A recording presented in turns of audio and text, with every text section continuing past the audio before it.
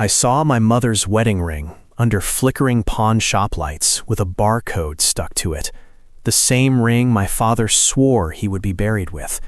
He thought he was selling a piece of metal.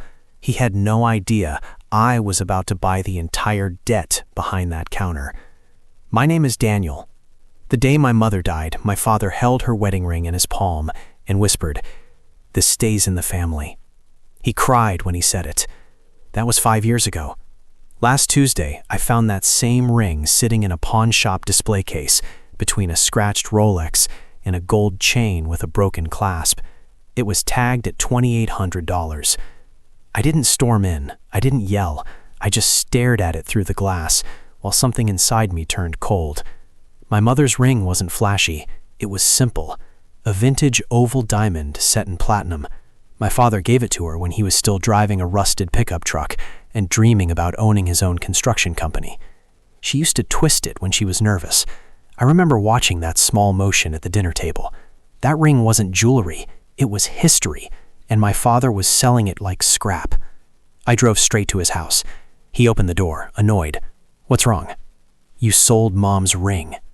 He didn't deny it. "I needed liquidity," he said calmly. "It's just an asset." An asset. I stepped inside his modern kitchen. Marble counters, high-end appliances. He wasn't broke. He wasn't desperate. "You promised," I said. He shrugged. "Promises don't pay invoices." That sentence rewired something in my brain. I had spent years building my own life. Tech investments, real estate flips. I wasn't dependent on him, but I respected him, or at least I thought I did. "What invoice?" I asked. He didn't answer. That silence told me this wasn't about cash flow, it was about ego.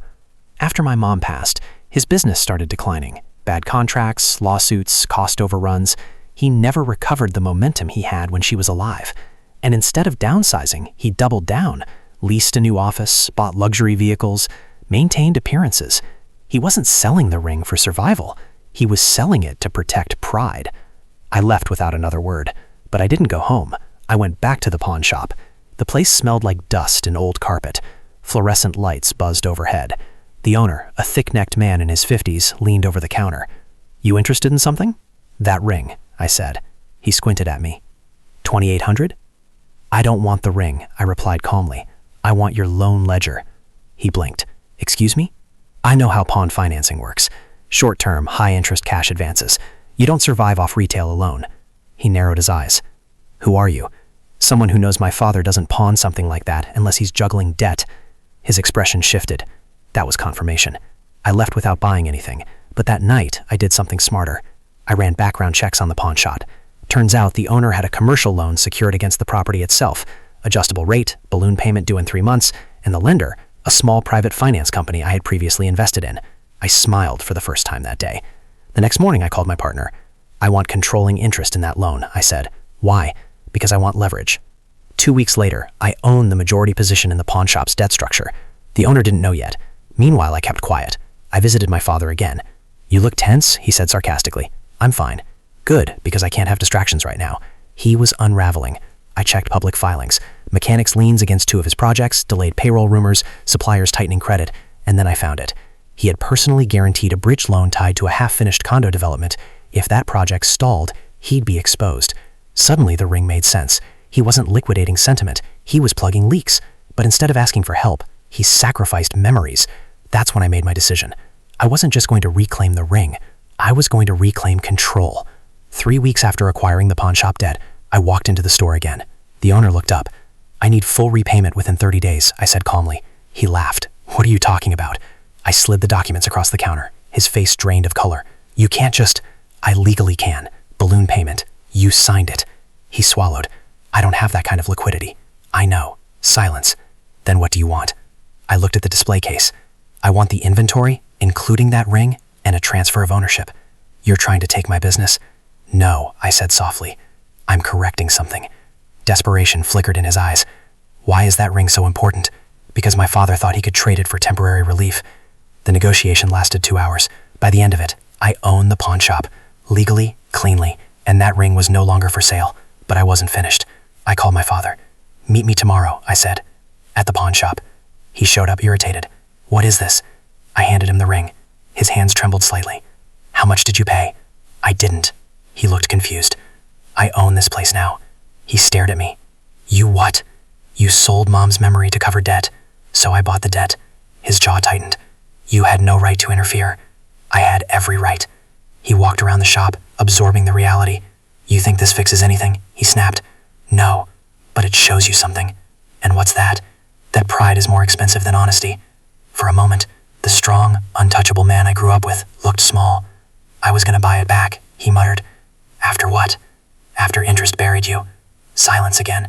Then I placed another folder on the counter. What's this? He asked. Your project projections, your debt ratios, your exposure timeline. His eyes widened. How do you have this? Because I pay attention. He sat down slowly. You're drowning, I said quietly.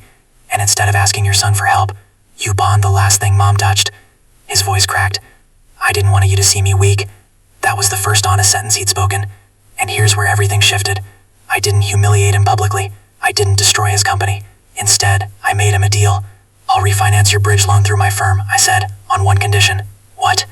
You step back. Full financial transparency. No more ego-driven decisions. He hesitated. I built this company, and you almost lost it. Long pause. Finally, he nodded. Over the next 6 months, we restructured everything.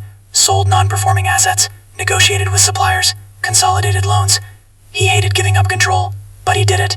And slowly, the bleeding stopped. The real twist, the pawn shop wasn't as profitable as it looked. After taking over, I discovered the previous owner had been inflating collateral values and operating dangerously close to regulatory violations. If I hadn't acquired it when I did, the lender would have foreclosed anyway, and my father's pawned items could have been seized in liquidation chaos. By buying the debt, I didn't just reclaim the ring, I prevented it from disappearing permanently. One evening months later, my father came to my office. He placed the ring on my desk. This belongs with you now, he said. No, I replied. It belongs in the family vault. He nodded slowly. I was ashamed, he admitted. Your mother used to balance me.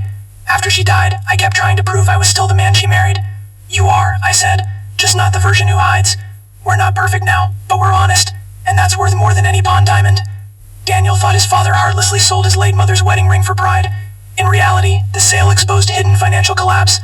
By buying the pawn shop's dead, Daniel didn't just reclaim a family heirloom, he prevented it from being lost forever, and forced his father to confront his own ego before everything crumbled. Hit subscribe. The next story proves karma never forgets.